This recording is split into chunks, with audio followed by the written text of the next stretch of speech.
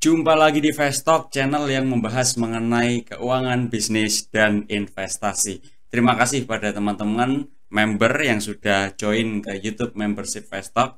Dan kali ini kita akan membahas bedah emiten itu mengenai GWSA, teman-teman.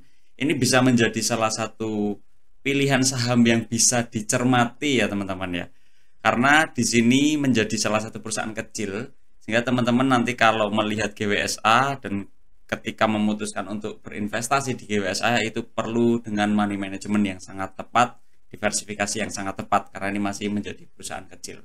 Mungkin langsung saja kita bahas mengenai bedah emiten dari GWSA ya teman-teman ya. Kita bahas. GWSA atau PT Greenwood Sejahtera Tbk ini adalah pengembang properti yang berbasis di Jakarta. GWSA ini mempunyai portofolio bisnis seperti Emporium Fluid, Senayan City, TCC Batavia, dan GWSA ini didirikan pada 16 April 1990 tapi baru mulai beroperasi secara komersial itu di 2010. Sebagai sebuah organisasi, visi utama dari GWSA ini adalah ingin menjadi pemimpin dalam industri pengembang properti melalui inovasi dan perbaikan secara terus-menerus, memiliki produk yang berkualitas dan bernilai tinggi dengan standar pelayanan prima yang mampu mempertahankan profitabilitas dan melaksanakan tata kelola perusahaan yang baik. Untuk mencapai visi tersebut, misi dari GWSA adalah menawarkan produk berkualitas dan inovatif. Yang kedua adalah mempertahankan profitabilitas pengembalian investasi yang optimal. Yang ketiga adalah memaksimalkan potensi karyawan dengan memperhatikan kesejahteraan dan pengembangan karir karyawan. Serta yang keempat adalah mengembangkan proyek-proyek serta menciptakan lingkungan yang lebih baik bagi masyarakat sesuai dengan komitmen perseroan. Yang mana kalau kita lihat di sini misinya itu sebetulnya sudah cukup komprehensif karena ada dari sisi produk yang ditawarkan, tingkat keuntungan yang diperhatikan, karyawan dari timnya itu juga diperhatikan, serta masyarakat secara luas itu juga diperhatikan. Artinya di sini cukup solid untuk menjadi sebuah tujuan dari sebuah organisasi. Kita bisa lanjutkan pembahasan. Pemilik perusahaan dari GWSA, teman-teman. Kalau kita lihat dari data 30 September 2023 dan juga 31 Desember 2022, ini pemilik dan pengendalinya itu ada 3. Tetapi dominasi mayoritas kepemilikan itu oleh PT Prima Permata Sejahtera. Yang kedua, kepemilikan terbesar adalah PT Kencana Graha Nusa Mandiri. Yang mana di masyarakat ini hanya tersisa 20,50% dari total saham beredar ya teman-teman ya. Yang dari sini Bapak Andri pribadi juga memiliki saham GWSA tetapi porsinya tidak signifikan. Nah ini yang perlu di-note adalah pengendalinya ada 3 ya teman-teman ya. Walaupun kepemilikan mayoritas itu tetap pada PT Prima Permata Sejahtera. Dan pada kuartal 3 2023 dibandingkan kuartal 4 2022 ini tidak ada perbedaan kepemilikan. Jadi kita bisa lanjutkan pembahasan mengenai pemilik dan pengendalinya. Struktur perusahaan secara luas, ini gambarannya pemilik dan pengendali dan juga yang dimiliki oleh PT Greenwood atau GWSA ini teman-teman. Kita bisa ketahui PT Greenwood atau GWSA ini dimiliki paling banyak kan oleh PPS tadi, PT Prima Permata Sejahtera. Nah PPS ini dimiliki oleh LG. LG itu adalah PT Lentera Gemilang. Yang mana PT Lentera Gemilang ini secara dominasi dimiliki oleh ESG atau di sini adalah Ibu Erawati SK. Berarti dengan kata lain, GWSA ini secara mayoritas dimiliki secara tidak langsung oleh Ibu Erawati SK. Ini yang paling besar kepemilikannya teman-teman. Sedangkan kalau dari sisi KGN sendiri atau PT Kencana Graha Nusa Mandiri ini dominasinya dimiliki oleh GTI. GTI itu adalah PT Graha Tunggal Ika. Tim kami sudah berusaha mencari mengenai informasi yang lengkap Ibu Erawati SK. Tetapi informasi yang kami temukan memang masih sangat terbatas teman-teman. Yang mana Ibu Erawati ini sebagai pemilik mayoritas dan juga otomatis menjadi pengendali melalui perusahaan-perusahaan seperti PPS ini teman-teman. Ini yang perlu diketahui dan perlu dicari tahu lebih lanjut. Dan dalam menjalankan bisnisnya, GWSA ini juga melalui anak perusahaannya. Jadi ada yang dimiliki secara langsung, ada yang melalui pengakuisisian kepemilikan teman-teman. Kita bisa lanjutkan. Struktur organisasi ini dari gambar bagian atas itu adalah di 30 September 2023 dan gambar bagian bawah itu pada kuartal 4 2022 ya teman-teman ya. Ini perubahan yang terjadi dari kuartal 4 2022 ke kuartal 3 2023 adalah Bapak Juwanto Salim. Ini tidak lagi menjabat sebagai komisaris. Yang lainnya masih sama, teman-teman. Jadi kita bisa lanjutkan pembahasan mengenai Bapak Ang dan juga Bapak Paulus, tetapi teman-teman juga perlu cek mengenai profil Dewan Komisaris dan direksi lainnya ya teman-teman ya. Di sini kita bantu sampling supaya efisien waktu. Bapak Ang Andri pribadi ini diangkat menjadi komisaris utama sejak November 2013. Sudah 10 tahun lebih ya teman-teman ya. Warga negara Indonesia, usia sekitar 57 tahun, domisili di Jakarta. Beliau pendidikan terakhir itu S2, Magister Manajemen Universitas Indonesia pada tahun 1992. Pengalaman bekerjanya itu beliau sudah cukup lama di GWSA Group, dan yang menjadi poin penting adalah beliau punya rangkap jabatan sebagai direktur di Selamat Sempurna, ini juga sudah TBK, dan PT Indonesia Fiberboard Industry TBK, ini juga sudah TBK, sudah IPO teman-teman. Yang mana beliau di PT Selamat Sempurna TBK itu sudah sejak 2004, sudah lama sekali. Dan sedangkan kalau Bapak Paulus Indra Intan ini diangkat menjadi direktur utama ini sejak Juni 2016, WNI, usia 73 tahun. Beliau lulusan Universitas Trisakti pada 1974 dan rangkap jabatan ini merangkap menjadi direktur di berbagai PT yang ada. Ini cukup banyak teman-teman. Serta pengalaman beliau juga sudah cukup bagus, cukup cemerlang. Nah, informasi yang menjadi note adalah SMSM atau PT Selamat Sempurna dan juga IFII ini dimiliki dan dikendalikan oleh PT Adrindo Inti Perkasa, yang mana PT Adrindo Inti Perkasa ini merupakan salah satu pemilik dari GWSA. Jadi kalau struktur yang tadi kita bahas sebelum ini, itu salah satunya ada PT Adrindo Inti Perkasa. Oleh sebab itu Pak Ang Andri ini juga merangkap jabatan di PT Selamat Sempurna, karena secara tidak langsung PT Adrindo juga merupakan pemilik dari GWSA. Nah, note-nya lagi adalah Bapak Ang dan Bapak Paulus ini memiliki kemampuan dan pengalaman yang cemerlang untuk GWSA. Jadi kami rasa ini salah satu sinyal yang positif, sinyal yang bagus karena pemimpinnya cukup kompeten, teman-teman. Kita bisa lanjutkan pembahasan. Bisnis model utama dari Greenwood. Ini kalau kita lihat memang mereka menjalankan bisnis itu kan pada property and real estate, yang mana ada yang dimiliki sendiri untuk disewakan dan ada yang dijual. Ini melalui segmen seperti perkantoran, apartemen, hotel, dan juga yang lainnya. Perkantoran ini ada yang disewakan, mereka pun ada yang sebagian menjual itu. Ada juga apartemen yang disewakan dan juga ada yang dijual. Tetapi secara mayoritas kalau kita lihat ya memang banyak yang disewakan ya. Sehingga keunggulan utama, bisnis dapat memiliki sumber revenue yang lebih mudah diprediksi dan bersifat berkelanjutan.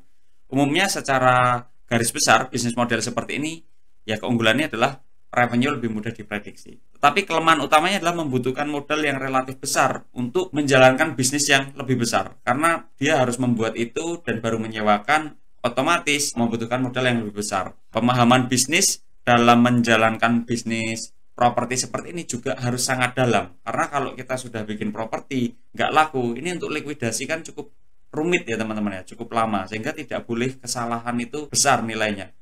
Nah, ini yang membutuhkan pemahaman bisnis yang sangat dalam. Tidak boleh adanya kesalahan yang fatal. Kita bisa lanjutkan pembahasan. Nah, di sini bisnis model utama, mereka punya area itu di Jakarta, Surabaya, dan Bandung. Tetapi area dominan itu di Jakarta, teman-teman. Ini ada 7. Ada GWSA, ada SGK, ada PNC, ASA, CGN, MGP, dan juga PP. Dominasi bisnisnya itu di Jakarta, yang mana Jakarta menjadi jantung dari negara Indonesia, masih menjadi daerah khusus ibu kota ya teman-teman ya, dan pusat dari crowd itu kan di Jakarta teman-teman. Bisnis yang dijalankan oleh GWSA ini dimiliki melalui anak-anak perusahaannya maupun kepemilikan secara langsung dan dikonsolidasikan melalui GWSA. Jadi logika berpikirnya seperti itu. Kita bisa lanjutkan pembahasan. Struktur bisnisnya ini ada real estate, apartemen, hotel, dan juga yang lainnya ya teman-teman ya. Real estate atau di sini perkantoran ini menyewakan gedung perkantoran maupun menjual ruang perkantoran pada konsumen akhir. Sedangkan pada apartemen, di sini GWSA menyewakan gedung apartemen maupun menjual ruangan apartemen kepada konsumen. Kalau yang hotel sendiri, GWSA ini menyewakan hotel kepada para konsumen, dan segmen lainnya adalah segmen yang tidak dapat dialokasikan dan di luar dari ketiga segmen yang ada. Jadi kita bisa lanjutkan ya teman-teman ya. Keunggulan kompetitif dari GWSA, kalau kita lihat keunggulan kompetitif dari GWSA itu adalah kualitas produk dan jasa yang diberikan ke konsumen itu cukup bagus, karena ini memang menembak ke segmen menengah ke atas, sehingga layanan yang mereka berikan itu harus bersifat premium ya teman-teman ya. Nah, salah satu contohnya adalah konsep Superblog yang terintegrasi. Ini mengingatkan kami pada BSDE. Mereka kan ekosistem hunian yang terintegrasi. Nah, kalau di sini adalah konsep Superblog yang terintegrasi. Kualitas produk dan jasa yang diberikan ini juga mempengaruhi adalah sumber daya manusia yang unggul dan juga lokasi yang mudah dijangkau. Jadi untuk memperoleh produk dan jasa yang prima ini harus dihasilkan dengan sumber daya manusia yang berkualitas juga. Ini juga salah satu keunggulan dari GWSA. Lokasi yang mudah dijangkau. Kalau produknya bagus, ternyata jauh dari kebutuhan lokasinya, ya tentu tidak akan diminati oleh konsumen ya. Nah, di sini yang kita bisa ketahui adalah lokasi dari GWSA tadi di kota-kota besar yang menjadi hotspot untuk bisnis property and real estate, terutama untuk apartemen, hotel, dan juga perkantoran ya teman-teman. Ini menjadi salah satu keunggulan kompetitif juga. Kita bisa next. Di sini kita bisa sampaikan bahwasannya teman-teman yang belum join untuk YouTube Membership Fast bisa klik langsung bagian gabung di channel kami, karena nanti di situ kita akan membahas bedah emiten 1 kali lebih banyak per minggu teman-teman. Artinya teman-teman seminggu itu bisa dapat 2 bedah emiten. Yang satunya yang di playlist original bedah emiten, dan yang satunya lagi itu untuk playlist yang mana berdasarkan analisis yang sudah kami lakukan bisa dicermati sebagai watchlist, sebagai prioritas utama yang bisa teman-teman cermati. Karena di situ kita melihat dari sisi fundamental bisnis dan harganya yang masih murah. Seperti itu. Kita bisa next teman-teman. Kita lanjutkan dari sisi laporan keuangan, kita bahas dari sisi neracanya dahulu ya teman-teman ya. Di sini kita bandingkan antara current asset dan juga fixed asset. Lalu di sisi yang lain kita lihat dari sisi kas dan setara kasnya.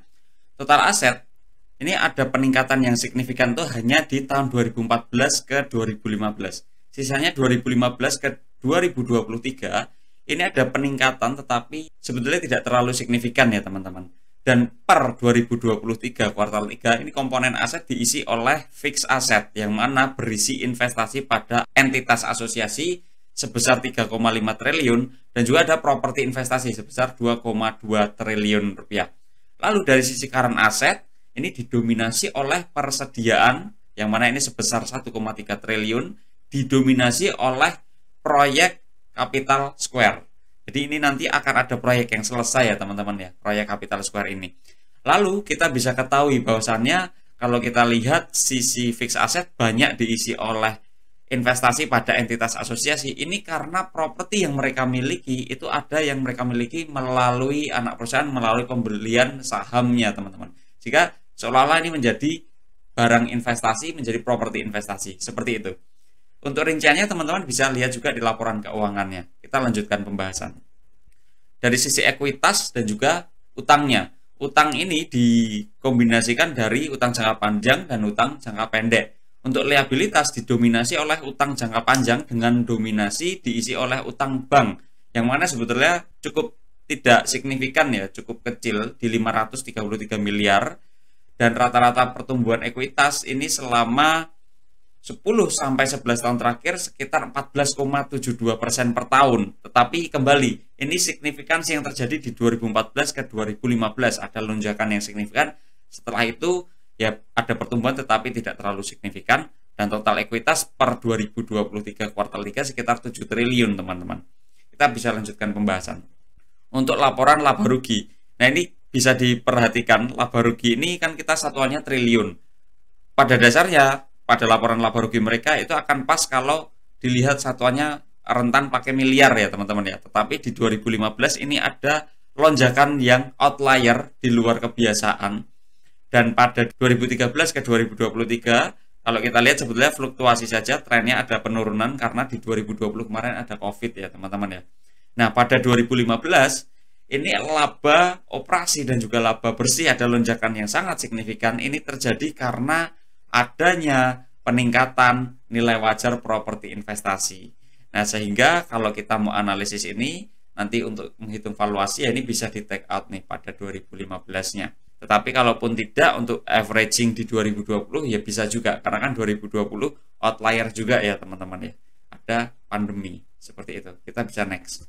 Untuk kontribusi pendapatan. kontribusi pendapatan dari sisi revenue, kalau kita lihat trennya sebetulnya ada penurunan untuk revenue ya, di luar laba tadi ada tren penurunan. Nah, kita bisa ketahui bahwasanya tren penurunan revenue ini sekitar 4,90% per tahun. Jadi minus 4,90% per tahun. Trennya tuh seperti itu. Dan dalam 10 sampai 11 tahun terakhir, kontributor utama dari sisi revenue adalah sisi perkantoran, teman-teman. Sisi perkantoran yang menjadi backbone selama 10 sampai 11 tahun terakhir di pendapatan, gitu. Dan yang kedua adalah hotel. Yang kedua adalah hotel dengan kontribusi sebesar 36,96%. Ini cukup besar. Jadi kalau dua digabung, ini sudah sekitar 80% lebih dari revenue dihasilkan oleh kantor dan juga hotel. Pertumbuhan yang paling signifikan ini tentu saja pada segmen hotel yang warna kuning ya teman-teman ya. Ini tumbuhnya cukup signifikan. Di 2013 masih 0, 2014 mulai ada hotel, 2023 hotelnya cukup tebal, cukup dominan. Artinya kita bisa ketahui hotel ini yang menjadi generator untuk tumbuh gitu. Kalau kita lihat ya, kalau kita lihat dari tren 10 sampai 11 tahun terakhir seperti itu. Kita bisa next lebih dalam. Kita bahas kontribusi laba sebelum pajak.